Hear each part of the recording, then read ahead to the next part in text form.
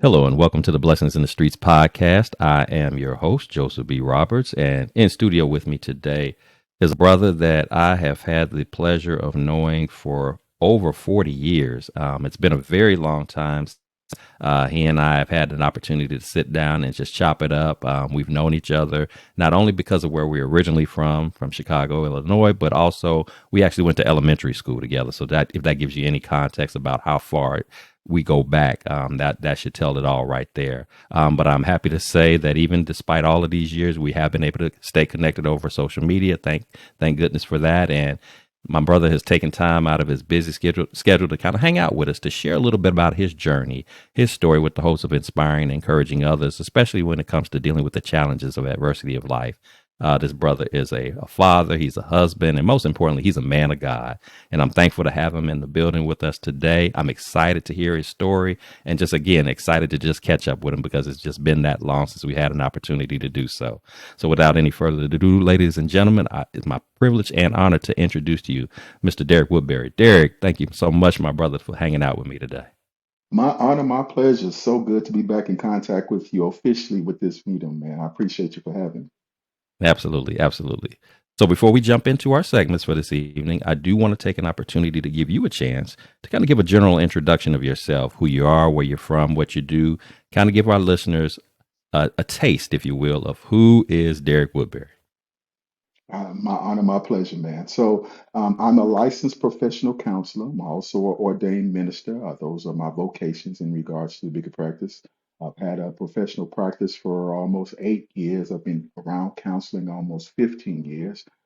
Prior to that, in public life, just dealing with things in general. So, I had a couple different occupations. So, accounting was one of them in the early onset, credit collections going on to that, and then finally finding this kind of vocation here. So that's kind of the nuts and bolts of where I come from as far as that's concerned. I've got a couple master's degrees and am currently working on my doctorate. That is awesome, my brother. That is super awesome, man. And again, I'm already excited, man, to just hear what you got, man. And it's just God's favor has been on your life, and you just never know. Like I said, we've known each other for 40 plus years. You know, you've always been a good, easy to get along with type of brother, just real cool, real chill.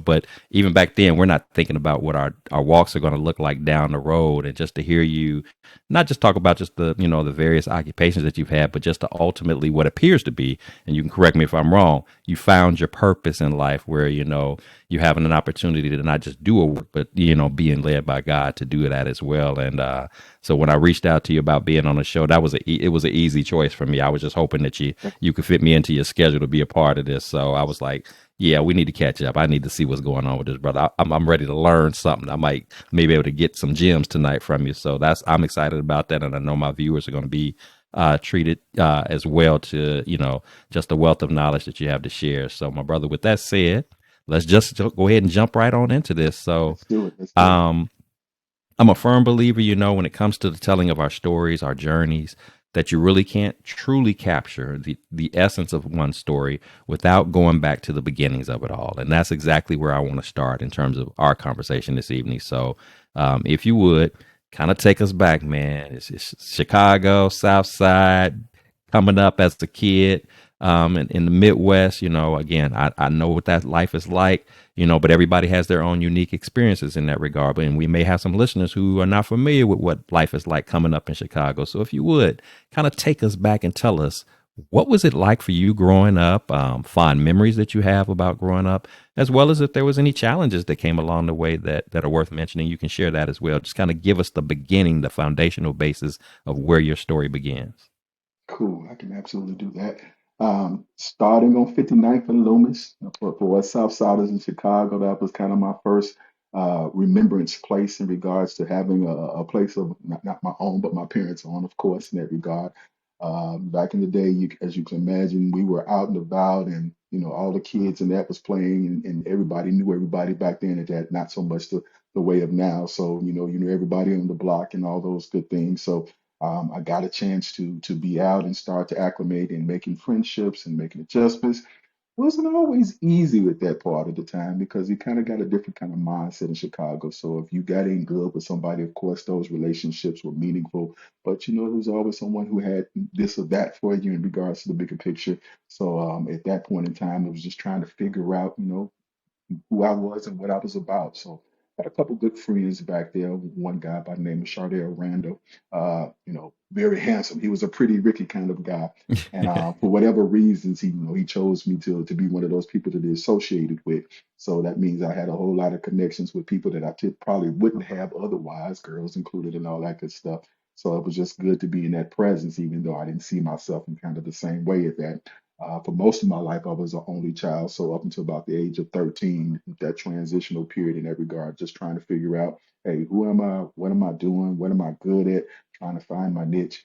And that was a bit of a struggle at that part of time. I was an overweight kid, so a lot of the experiences I had at that time kind of felt like they was from the place of ridicule.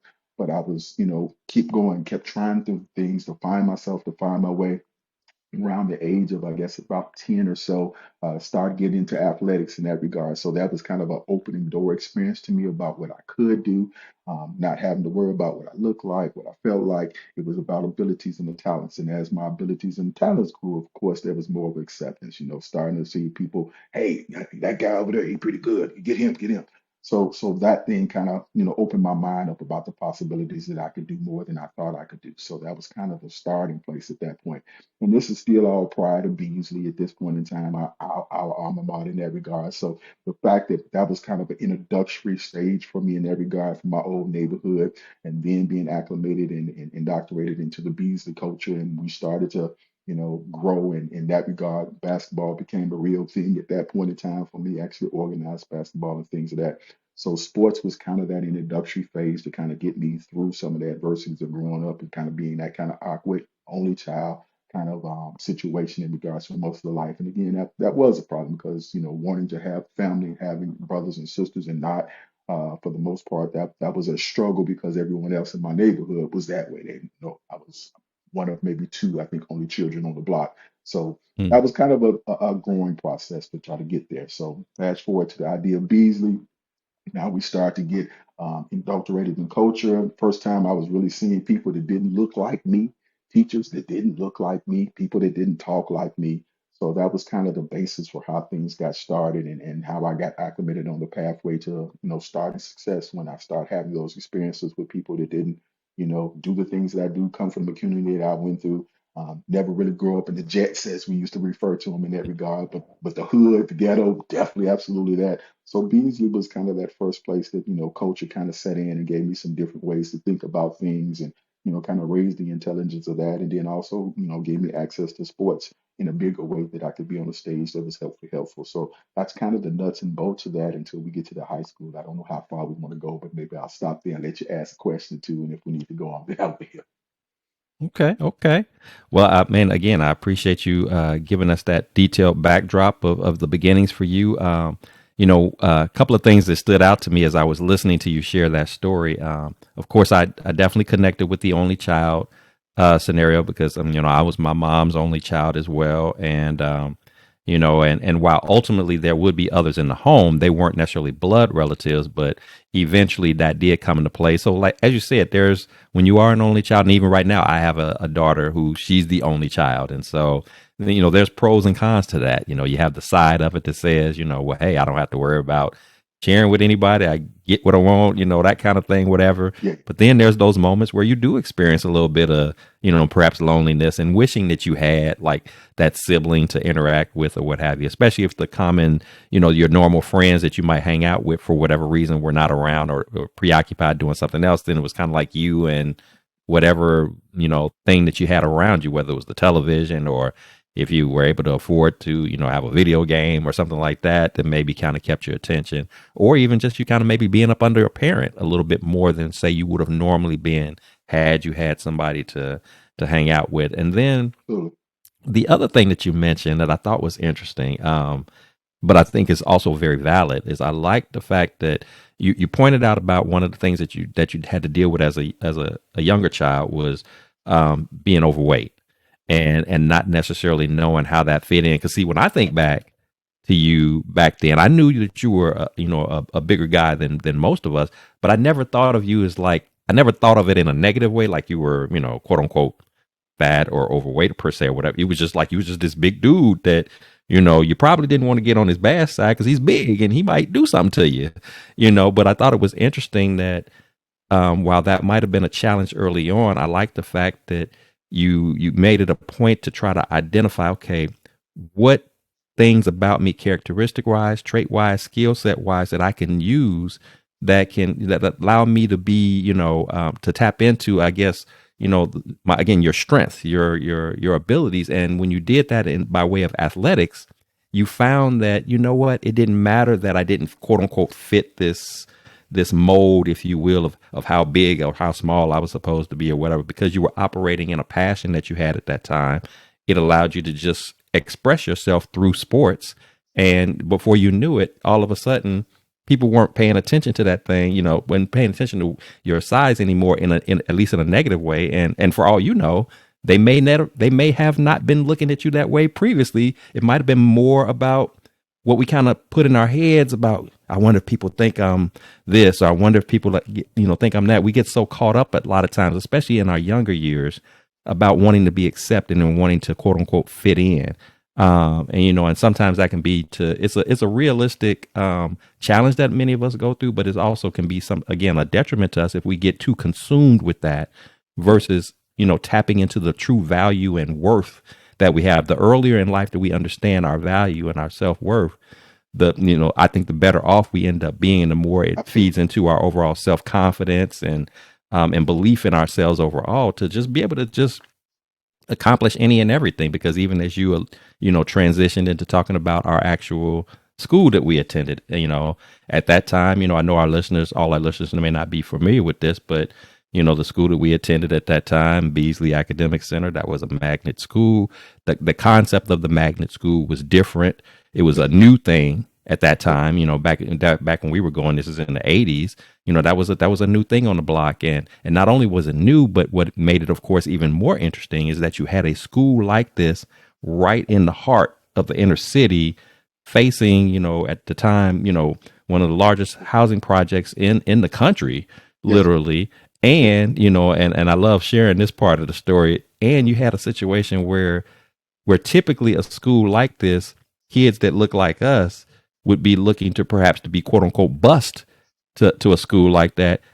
Now we were in a situation where it was in reverse, where you actually had white students being bussed to go to a predominantly black school, in the hood, to be a part of that, because the school itself was just so, so innovative and so, out of the norm at that time. And, we were very blessed to be able to have an opportunity to be a part of that experience. And I share the same with you as far as, those memories, the experiences, the friendships made.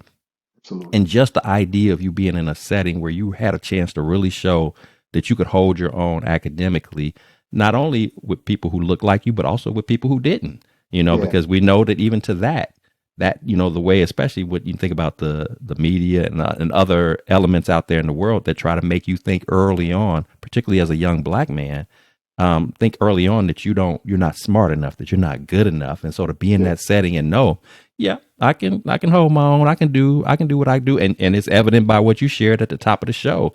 I got 2 master's degrees. I'm working on a doctorate. I got this going on and that going. That's not by accident. You just don't stumble into that kind of excellence in your academic world. So, man, I'm glad that you pointed those things out, because those things resonated with me, and hopefully and prayerfully, I would say that it should resonate with somebody else, because there's somebody right now that's going to have a chance to listen to this that is struggling with that self identity and that self worth, even as an adult. And they just need to know it's not about you trying to fit in, again, to this worldly perception, if you will, or this worldly, model or blueprint of what you're supposed to be like and act like and behave like. Ultimately, and I know I'm talking to somebody who, it's like speaking to the choir here, that ultimately who's in charge of what we should be mirroring and reflective of is God himself. And so, that's evident just in even the first opening things that you shared, that you got that connection in place, which is would explain why you are an ordained man of God that you are today, because you understand the necessity of that, Yeah. and again the value that only God can dictate, not the world is supposed to dictate. Yeah. So And that's all of excellent. this is a process, man. Like I said, I Mhm. mean, you going from the place of, and I'll say there was name calling from the old hood and things of that. That was kind of something that all the kids did just based on what we Mhm. were going through and being in the ghetto. And, I got this versus you got that, trying to keep up with the Joneses and things of that nature. So that was our pretty regular thing. So, I did come into that part of, not having a great self-identity kind of based on the idea of that. There was some name calling. That's so, I'm there used to be a name that I really can remember, but I can't remember right now, so that's a good thing. But the idea is being singled out, and there we go. Joe Rockhead, that was the name that I was called. Mm. So at that point in time, it was instinctive in that regard. But the process of moving from that place to being accepted, the process from moving from a place where it felt like there was nothing you could do to going through something, that process was key to the development of the things to start to see that there was a version of me that wasn't just a name, that wasn't just something that put off to the side and not imagine. And then we were at the onset of business. We were in the first 5 classes that came out of the school. So at that point in time, here we are endeavoring on this opportunity to see life differently, right? Inner city life is way different from what was in Beasley in the actual walls. So when we were there, man, it was a different world to be in. It. You went right out and you was reminded that Chicago is still Chicago, but Mhm. in the midst of those walls, man, it was a different environment. You felt included, you felt involved, you felt engaged, and the teachers did a great job of doing that. Like I said, some of our teachers that we still remember, Miss Williams, Miss Lerman, Miss Pierre, Mr. Adamak, Miss O'Malley.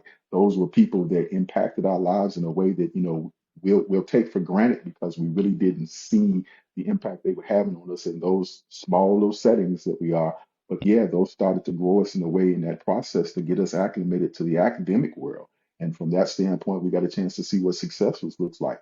And then we got a chance to excel upon that because those basic training tools that we got that maybe some of the kids around us didn't get, they definitely brought us to another level of excellence, right? I ended up going to St. Rita High School. It's a Catholic high school, known for athletics in that regard, but being able to be competitive in that environment and getting the grades as well as staying on the academic and not becoming one of those, all you can do is play sports. That was an incredible experience to realize that, hey, I was smart enough to do the work, even though it wasn't my major. My major was like most athletes, I want to play my sports. But from the idea of knowing my parents, hey, you don't get these grades, you can't play that sport.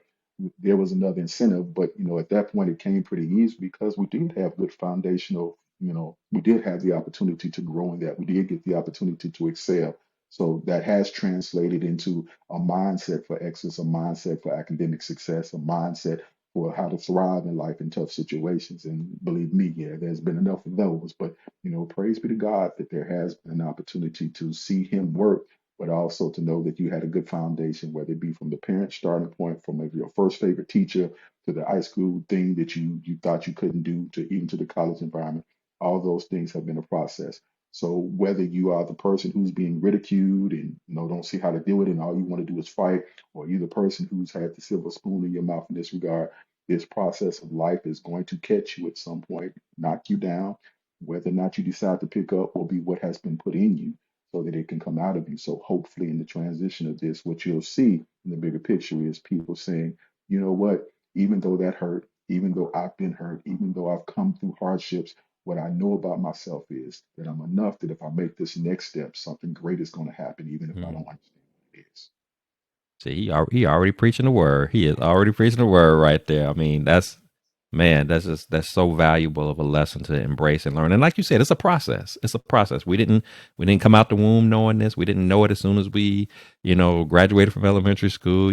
There was some bumps and some, some knocks on side the head that you have to kind of go through, some highs, some lows, but it's all a part of the journey. And in this walk with God, in particular, you begin to gain a different perspective as to how you view storms.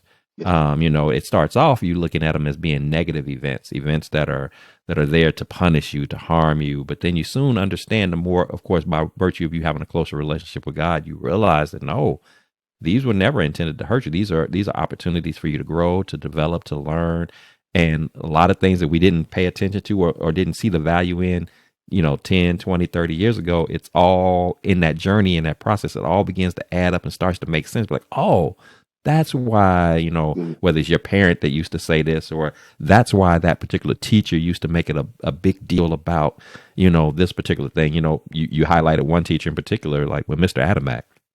He's still to this day my all time favorite teacher, and I'm Yeah. even still in contact with him even Good. after all of these years. And and it's Yeah. just, but the thing that distinctively remember about him was his attention to detail, in particular to how you had to prepare your paperwork, with your homework assignments or whatever, and even to him personally, as you remember the meticulous nature of. Everything was just so perfect and in place, and and you think about it at that time, what's the big deal? What's the big deal? But it was just, even all these years later, it just laid such a major impression upon me. So, I mean, he's just one of, numerous examples, but just, like I said, our teachers at that time, they were an extension, not only extension of the home, but they were actual role models. Like today, you don't necessarily always see teachers anymore, like come to a classroom and they're dressed the same way that they would be in a corporate office. Our teachers were in business suits. Our female teachers, they weren't all looking like one of the kids or anything Right. like that, where they just blended in and you couldn't tell who the teacher or the kid was. You knew, Right.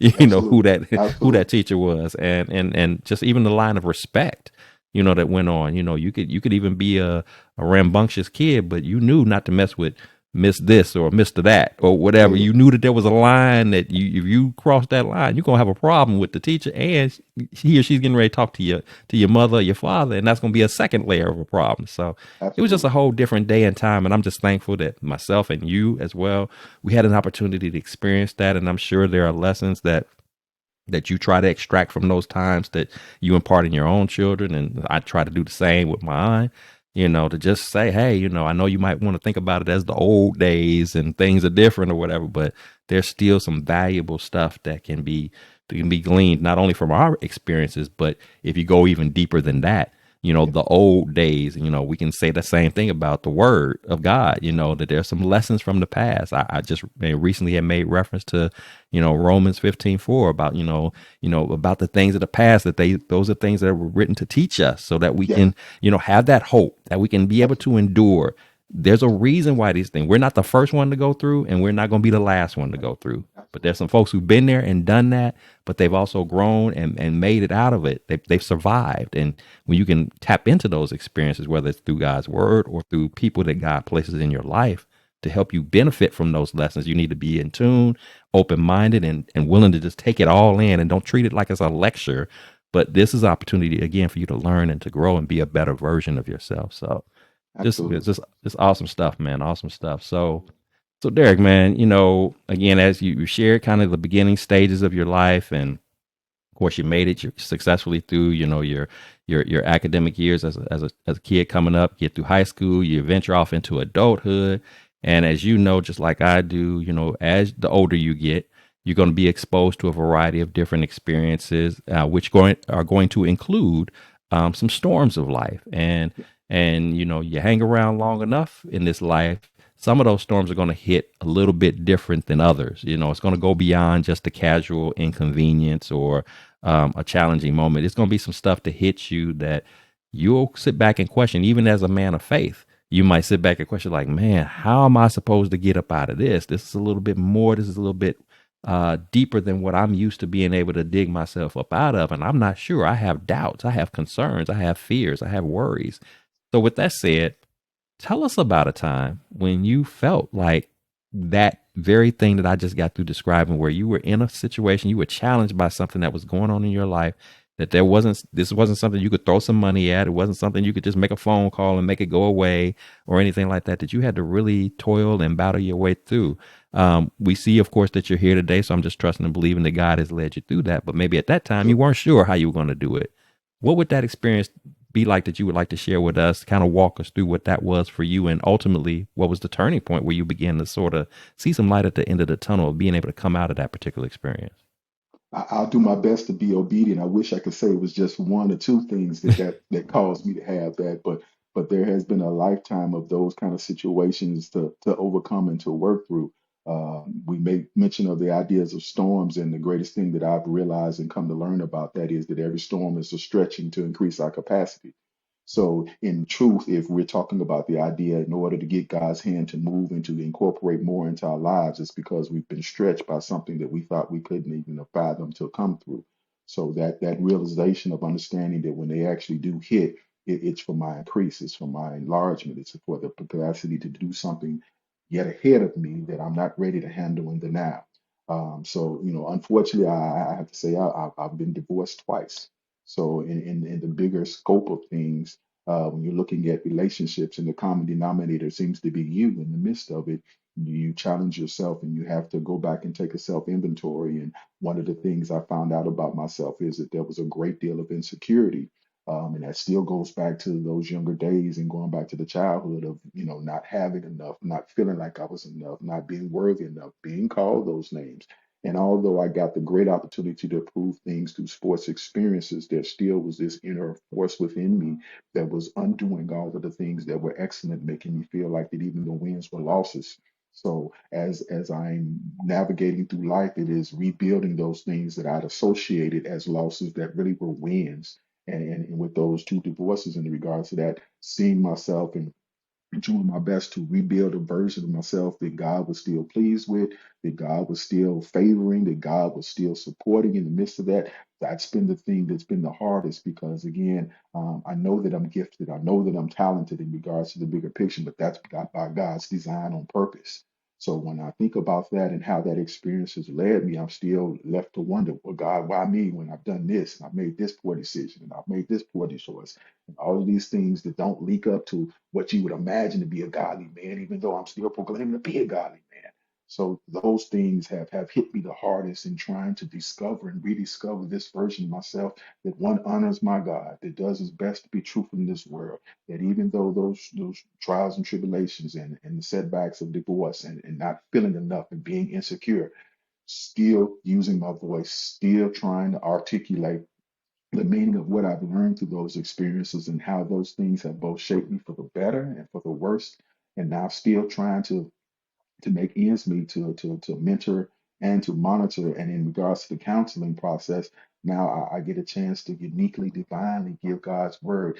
And it's oftentimes almost funny, right? Because what I'm going through, God is allowing me to counsel other people with those same situations in that. So I'm almost laughing on the inside saying, you funny, God. Why would you let me be in front of this person and you know how broken I've come from and where I've come from? And why do you want me to minister to them? And just say, be obedient.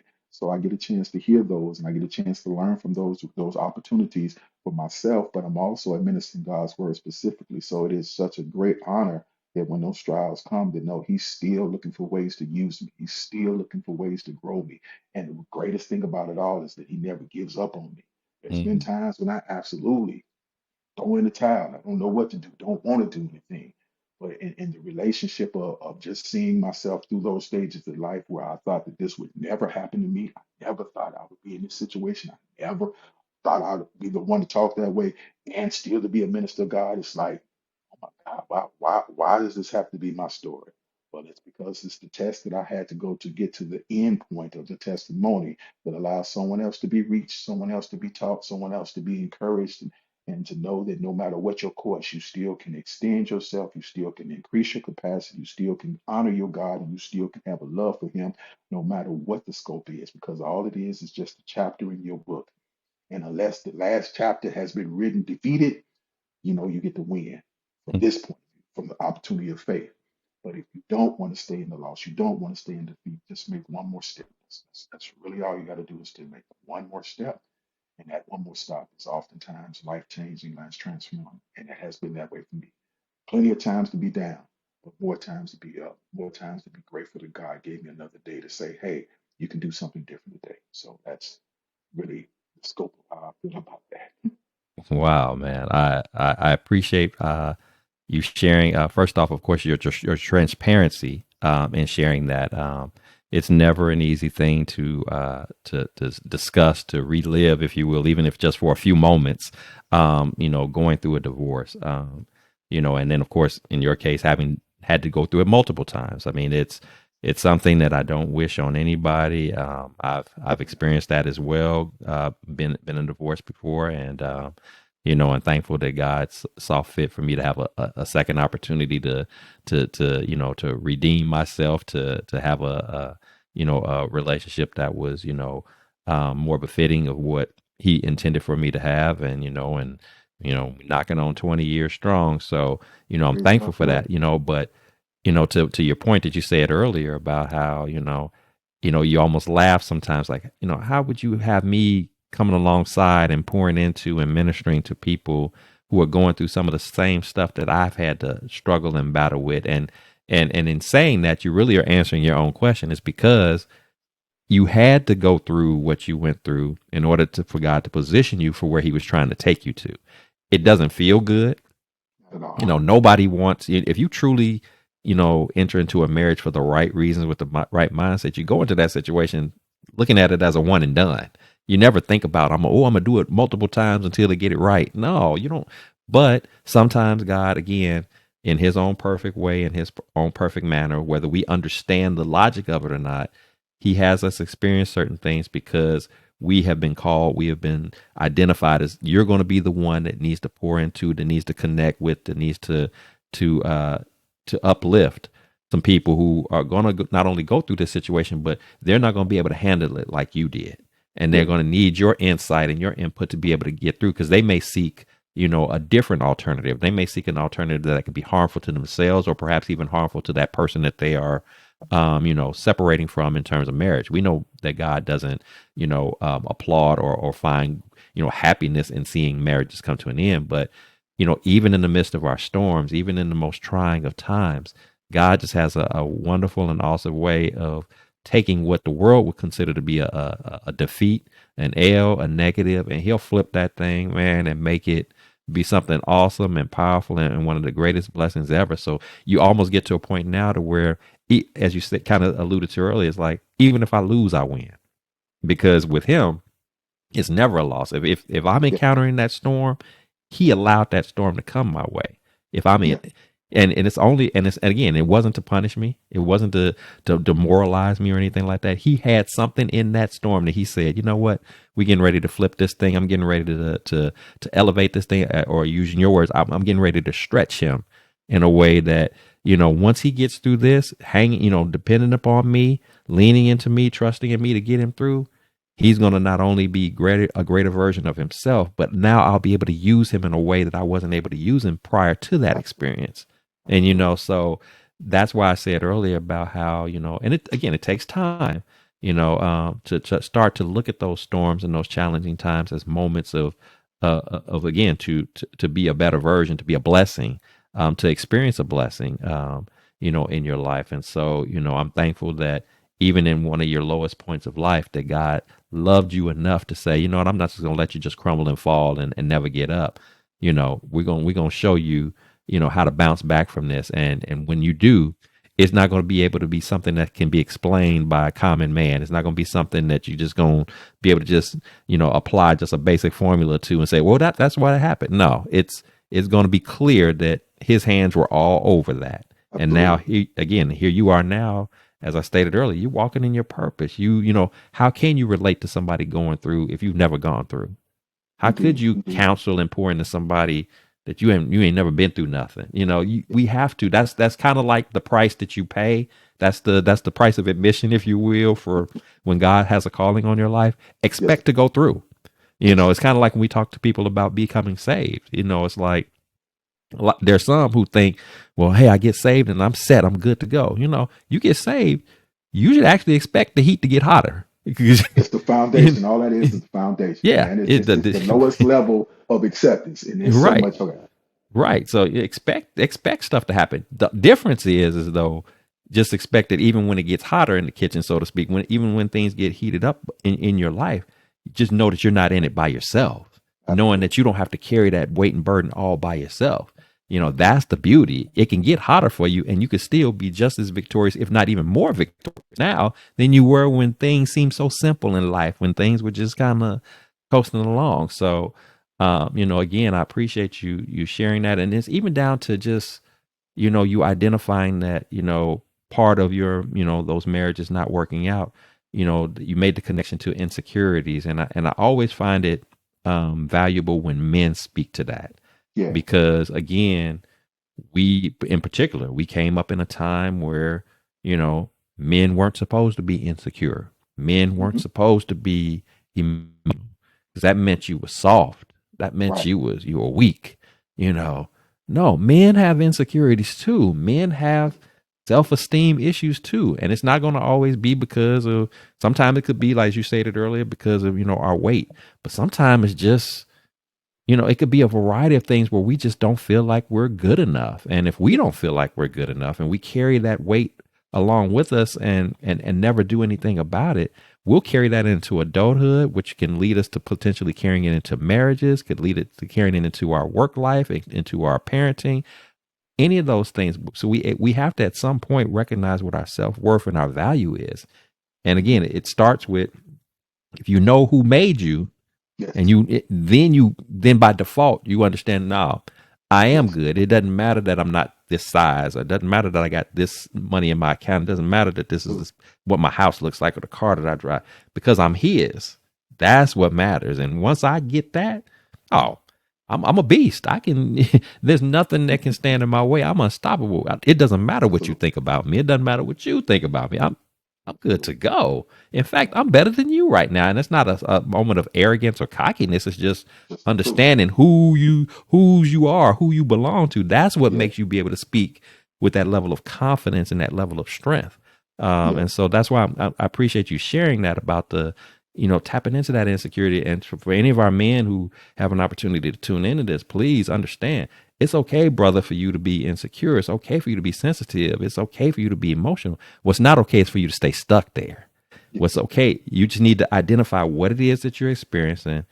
Take that thing to God. Talk to him about it. Ask him to strengthen you, to tap into those areas where you are finding yourself having, again, wavering or not quite sure, how to, establish who you are and connect with your personal identity in Christ. That's what Absolutely. he's there for. That's what he wants you to do. Talk to him. Let him pour into you. Let him give you the, fill in the gaps, connect the dots, so to speak, for you. And I Absolutely. promise you, it's going to work itself out in time, and you'll feel a whole lot better about yourself. You won't feel this shame, this Absolutely. embarrassment, this, again, just this overall mindset where you just feel like you got to just accept or take less, that you got to settle. That's another Yeah. beautiful thing about a relationship with God. He'll teach you not to settle. You'll learn Absolutely. real quick. The Absolutely. closer you get in with him in that relationship. I pray on that every day. I thank him every day, I should say, that you block certain things, certain people in my life, because you didn't want me to settle. You didn't want me Bingo. to just take low when you had so much greater from me. You Hmm. know. Yeah. So those are all key things, man, that you tapped into just in what you share with your story. And so again, I appreciate that transparency and sharing that for us. Man, my honor and pleasure, man. I'll make a comment before you go to the next part. So, part of that, that focal point is learning your identity, right? God is, I am that I am. And for us, I am made in this image and likeness. So when you get your identity, then you stop chasing the things that make you feel like you're getting an identity. Mhm. You're operating in your identity. So that allows you to do the things that you were created to. We're supposed to dominate the earth. We're supposed to have charge over it. Nothing's supposed to be able to rule over us. But so oftentimes we're so lost in the life of life that we can't see that. So we forget the identity, or we don't even ask it is. And now we can't tie to our purpose. So now we feel like we're useless. And as a result of that, we can't even get to the place where we're supposed to do the thing that we're designed to do, the thing that we God given to do, the thing that tasks us to do. In my counseling practice, I get a chance to say, hey, one of my underlying principles is you're going to leave better than you came. And people look and Mm, be like, well, how can you guarantee that? You don't know what I'm going through, but I know who's helping me. And when two or three are gathered in your name, there is in the midst mm, also. So that he's not part. going to allow you to leave out of here the same way because of who I'm trusting, number one, for it. And two, we're in agreement. You want something different and better, and I want something different and better for you. And because of who I know, he's going to make sure you get what you need before you leave out of this door. So you're going to leave better than you came. Now, whether you stay there, whether you operate in that, that may be the work. That may be the charge. But as far as the belief system, that's the place that we're going to start. And now, when we all learn as men, especially, how to navigate the emotions and feelings places, because yes, it's a part of our being. And no, it has nothing to do with being soft or weak. It has the idea of self control. Our Bible tells us that we're supposed to be self controlled. But how can you be self controlled when you don't know what it is to be angry? You don't know what it is to be disgusted. You don't know what it is to anticipate. When you don't know what it is to be joyful. None of those things that anyone took the time to actually teach us. So now here you are saying, I just won't deal with it. A lot of our anger management issues in us and in our generation is because we've overstocked that one specific emotion because that's a place where we can get accepted. We can be great and happy. We can be great in anger, but all those other emotional states, we have no earthly idea. So we become anger sensitive, which creates anger Mm. management issues. Now we have to work from that lens to change up. What happens when we get able to express ourselves about these other emotions? Now you give your party information they need to help you. Now you give the world information and how to accept you. Now you give yourself permission to see that this is part of my growth, my improvement, rather than just this thing that I don't know what to do with and I feel uncomfortable dealing with. The better we get it articulating that, then we can serve our purpose. Then we tie that back to our identity. So now what these feelings and emotions are is supporting the dream that God has for us, the purpose He has for us, rather than having out of place, beating down the very purpose until there's nothing left. So once we master that, then all of a sudden the skills that we thought were impossible to have now build us up. So we become the millionaires, the business owners, the entrepreneurs. We become the preachers. We become the teachers. We become the men in the house. We become the husbands of the house. We become the men that are of value, of worth, that are valued.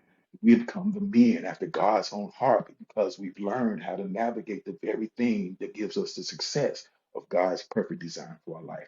So it's amazing to think about that. It's amazing to see the growth. And when we get a chance to share the truth, which makes us free, that's a greater responsibility that we have now that we are becoming the elders of this situation to say, hey man, here's the ministry of it. Here's where I can pour out Christ into you and allow you to see just how amazing you are.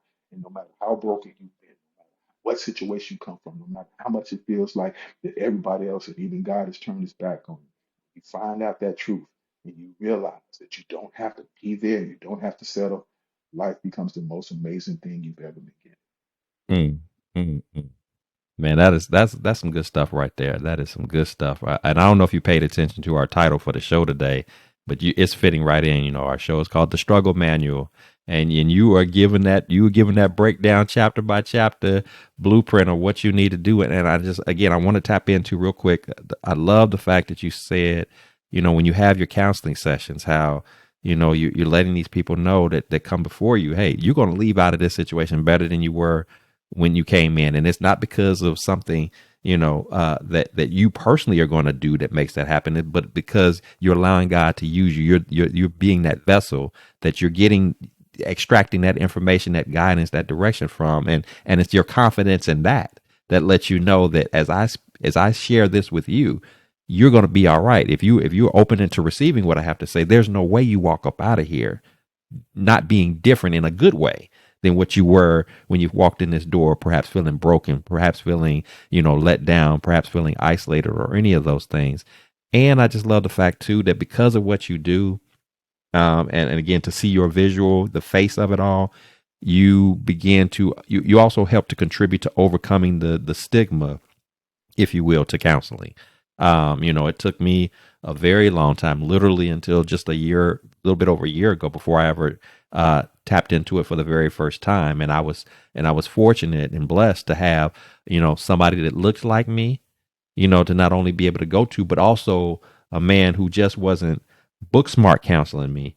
He also had the godly element of him as well. So I was getting the proper dosage, the proper instruction, in terms of helping me to deal with the various areas at that particular point in time that I was struggling with, that I was having challenges with. And so again, to see people like yourself and you understanding that counseling is more than just me, throwing a bunch of, hypotheses and principles and things like that. But there has to be a godly element for ultimately there to be true change. And that's no disrespect for those counselors that are out there that Absolutely. don't do that. But I promise you, for anybody who's seeking counseling or thinking about it, I would definitely encourage you. You should, as you select, be selective.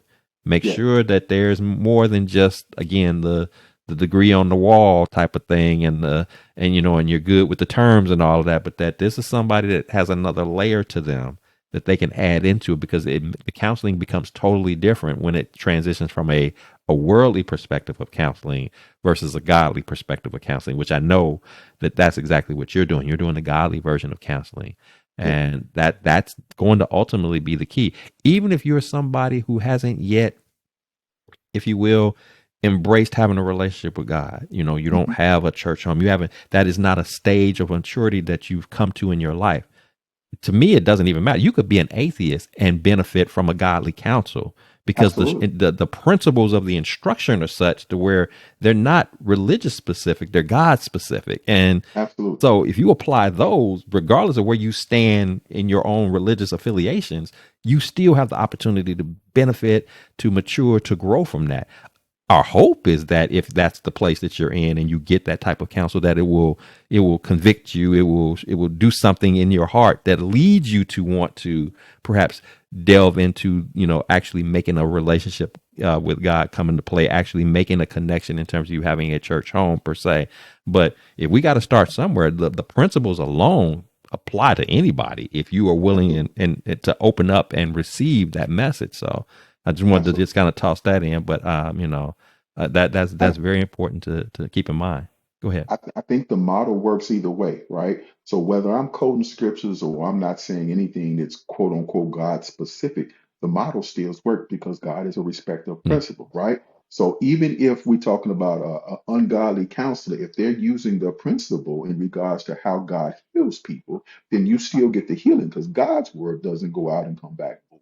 there He you can go. use whoever he was. So whether you know the word 100% or you don't know anything about the word, if in fact the idea of wise counsel, the gift of wise counsel comes about into play, then God is obligated to transform a situation for your better, right? No Mm, weapon formed against me shall prosper. So there you the go. first thing is being misinformed, misunderstood. So if I'm giving you counsel through word, then I'm taking you back to the place of truth.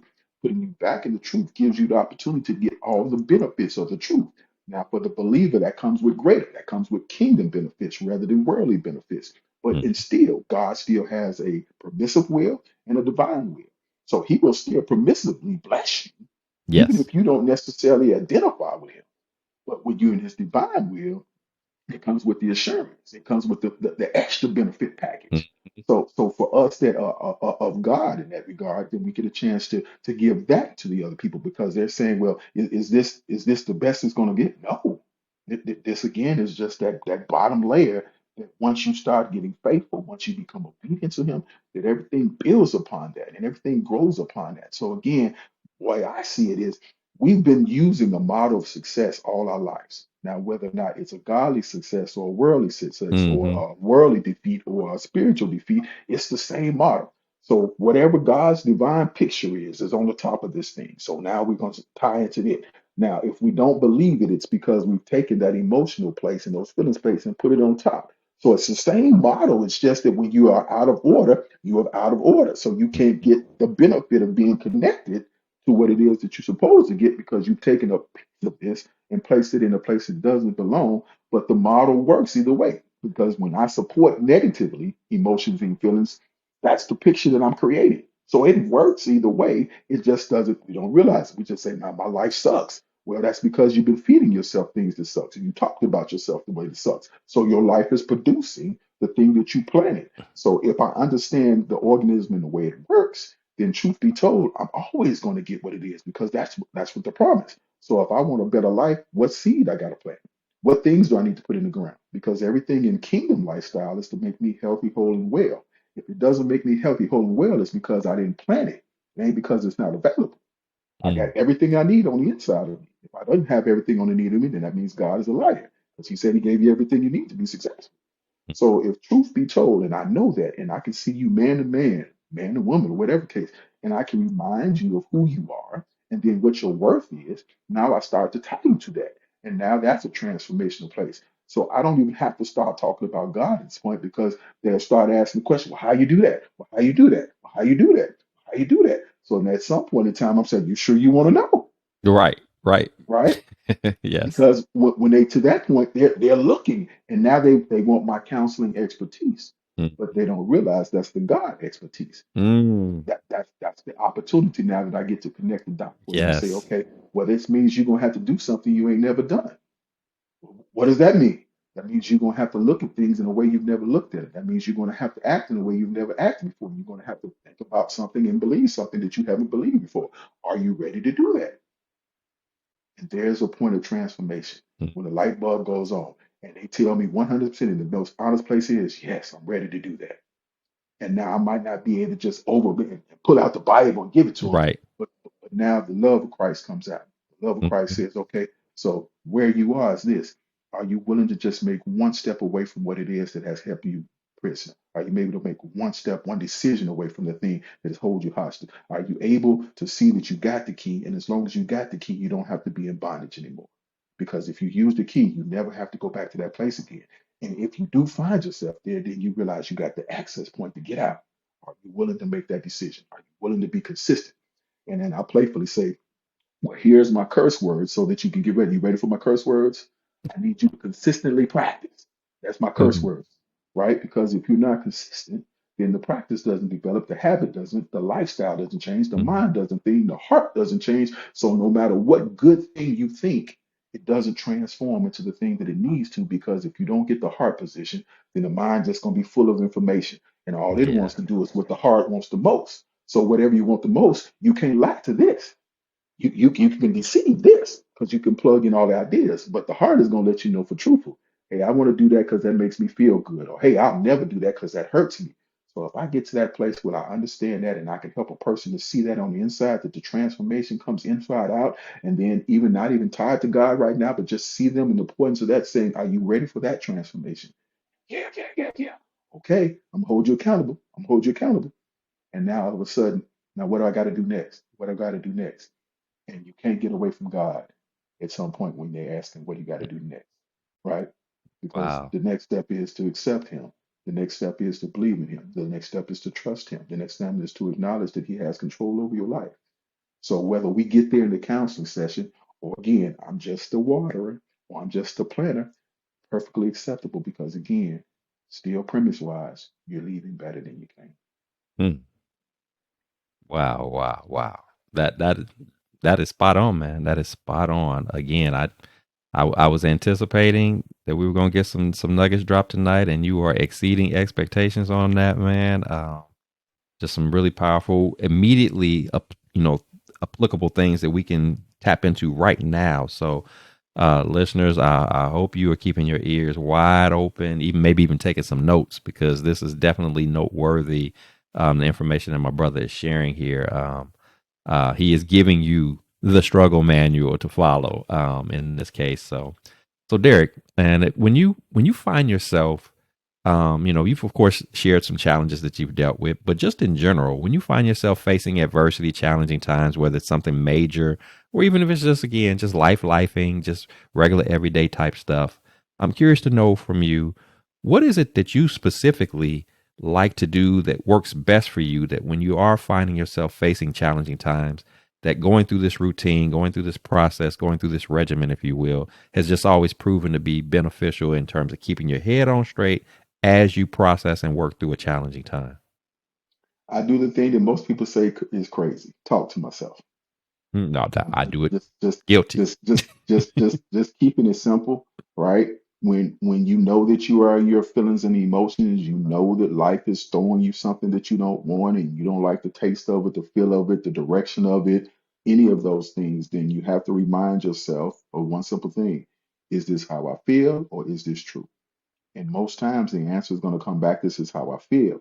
When I get back to the place of truth, then I get the true answers to help me overcome the situation. Because in truth, I'm made free, I'm set free. So the thing that encourages me most is how quickly can I get back to the truth? And again, it's still a process. It's not instantaneous every single time that that happens. Some situations are going to plague me. If it's my heart condition, it's my mind condition. If I have to, align those things and they're not in alignment, that's going to take longer. That's not an instantaneous decision of, okay, yeah, I'm just going to be happy. It's going to be like, how do I get back to the truth? If I don't remember what the truth is, I need to refresh myself on what the truth is.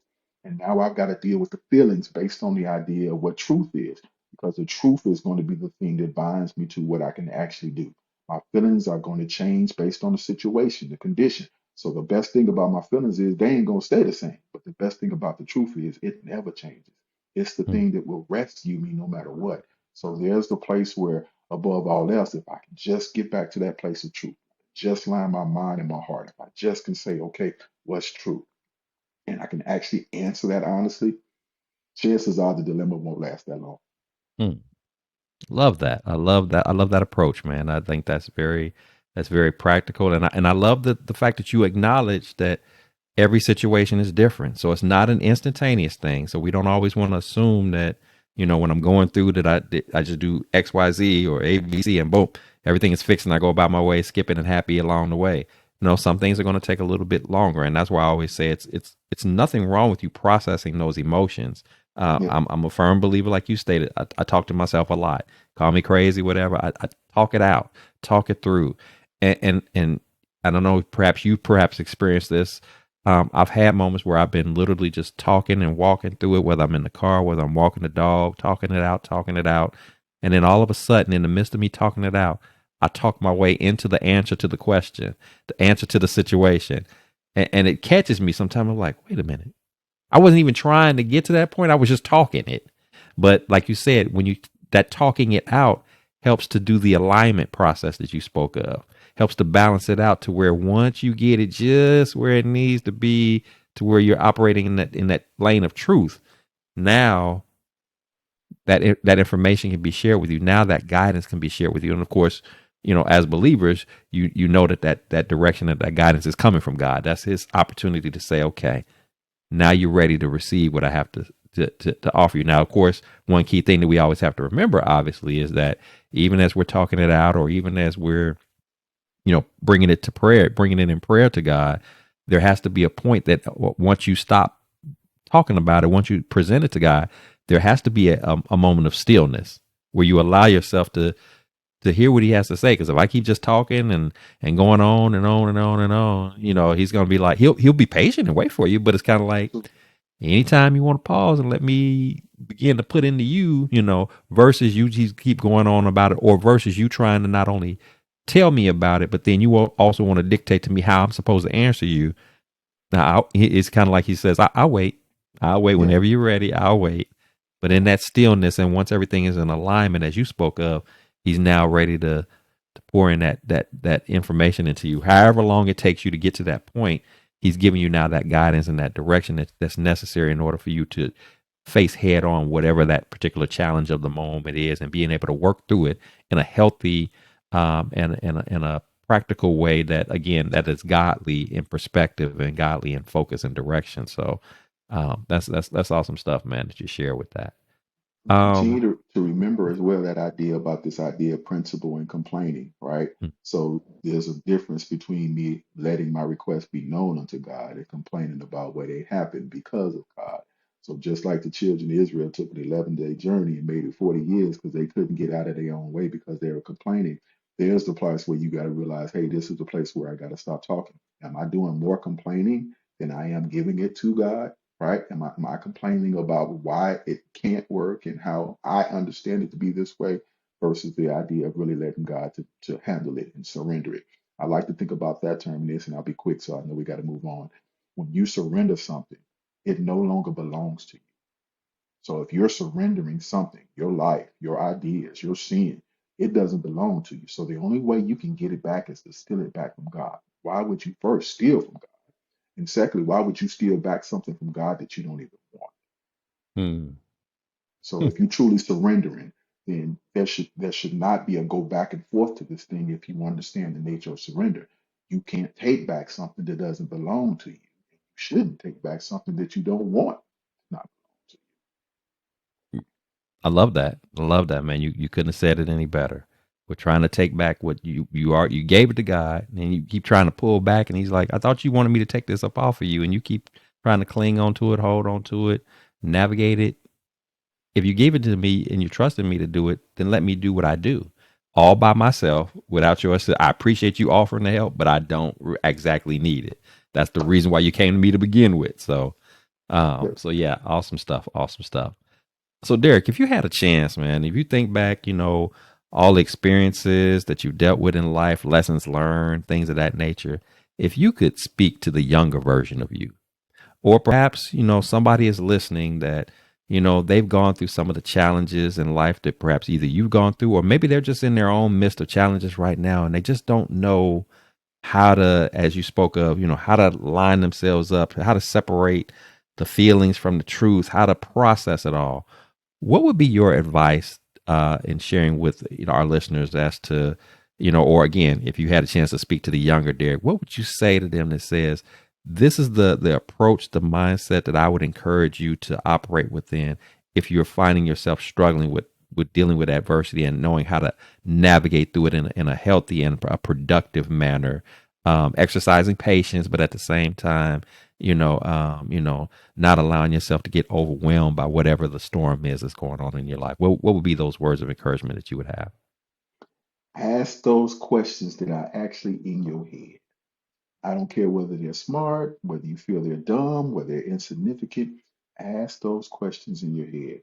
Don't allow that place in your head that makes you feel less than to stop you from asking the very questions that are going to unlock the doors that you didn't even know was going to be the reason why you succeed.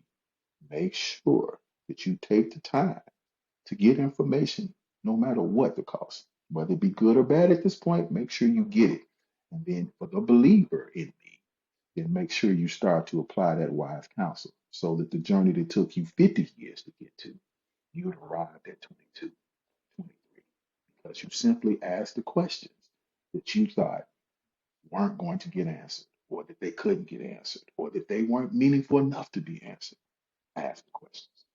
Mm, I love that, man. Ask the question because it's all about the communication. It's all about, if you don't know, you're not going to know if you don't ask, you know. And like you said, if you're sitting there trying to measure out whether or not this is an intelligent question, is this a silly question? You get caught up in that. You don't get the information that you need. If you're worried about sounding silly, or what, just ask the questions. Ask. There's not too many questions that you can ask, but it is important that you ask. Lay it all out there. I love that approach, man. I think that's very valuable. Don't be afraid to ask the questions.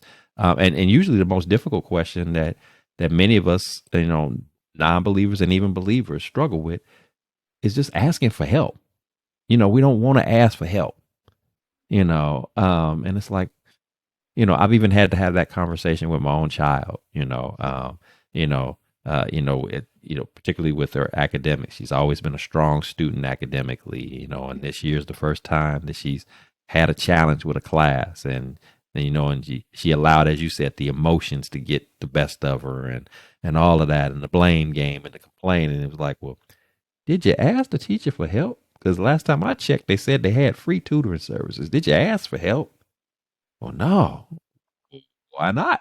I mean, do you think that might? Well, and the initial resistance to that, it took some time because again, to what I just spoke of, that thing of you feeling like, I look silly if I ask for help. It looks, and her exact words was like, well, people who get tutored, that people who don't know what they're doing. Well, isn't that you? You don't know what you're doing. You don't have the answer to the question. Somebody over here does. Go to that source that has the answer and do it unapologetically, do it unashamed. It's okay to not know. What's not okay is to know you don't know and don't ask for the help. You don't ask for the assistance. You don't ask for the guidance from that wise counsel that you spoke of. Yeah, Why would you not have the counsel before you have access to it, but you much rather just waddle in not knowing and the misery that comes along with that and everything else, and be okay with that because you just don't want to look like you don't know when you know that you don't know. How silly does that sound? So, well, well, again, ask that's the God's questions. word. That's God's word, right? He didn't put the Bible here just for a recollection of stories, Hmm. right? He gave us so that the questions that we would have would get answered, right? And we say, well, how we live a better life, and how do we be faithful? How do we honor relationships? He gave that knowing that those were going to be the questions that we had to answer or that we would ask.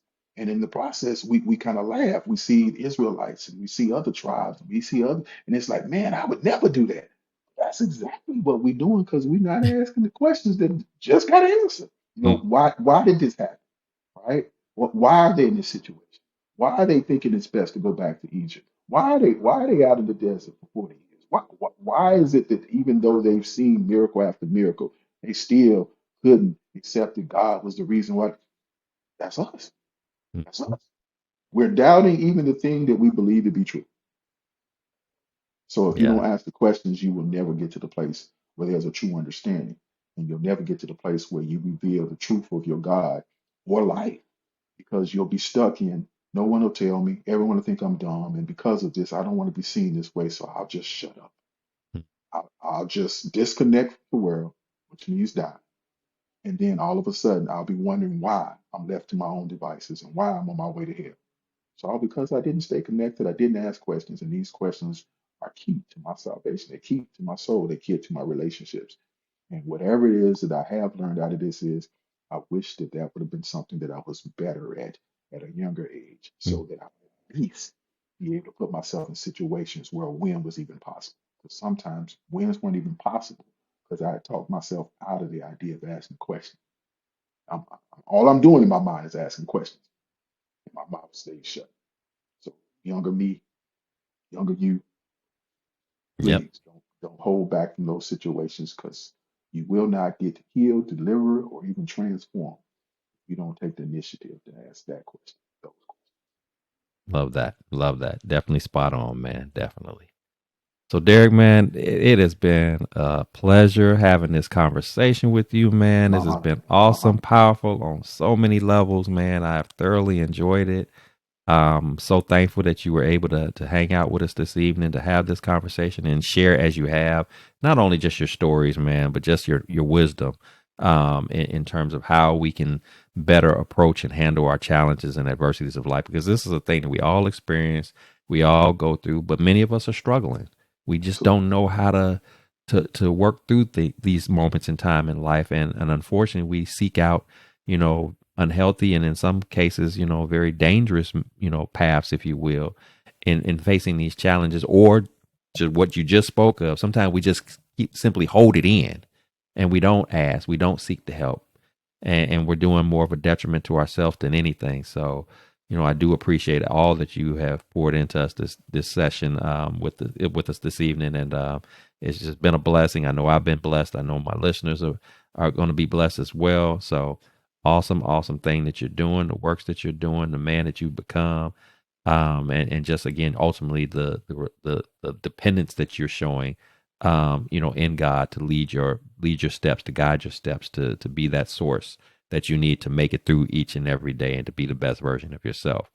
Um, but as is customary here on the show, man, before I let you go, I do want to have an opportunity to celebrate you, to love on you, to acknowledge you, man. So if you got anything that you'd like to share, again, personally or professionally, that's going on right now or coming down the way, some exciting news, anything like that, man, please share that with us. Because again, we want to celebrate you, we want to acknowledge you. What's going on? What's coming up for Derrick Woodbury, Yeah. man? What's happening?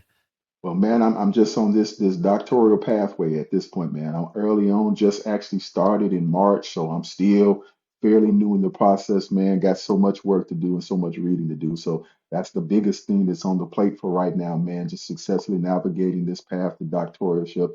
Hoping that leads to the birth of another clinical approach or modality, as we like to call them, a theory that allows other counselors to better counsel counseling. So that's my hope. That's my desire. I think that's where God is pointing me to with this season. So just need to do the work, become immersed in it, and see where He leads me.